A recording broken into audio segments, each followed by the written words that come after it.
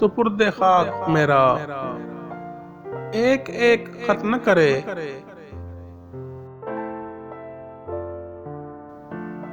वो बदगुमानी में सब फैसले गलत न करे। सुलझ भी सकता है झगड़ा, उसे कहो कि अभी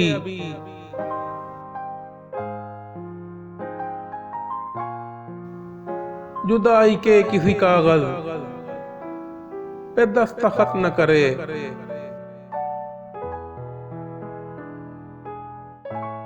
मैं चाहती हूँ मेरा साथ दे बिछड़ने में,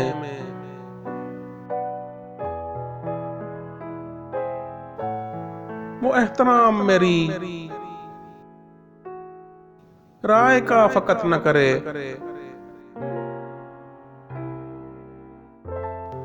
तू खानदान को इतना भी कह नहीं सकता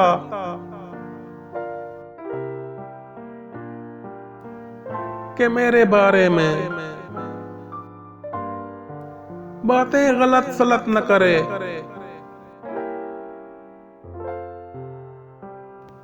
मैं अब वहां नहीं रहती, उसे खबर कर दो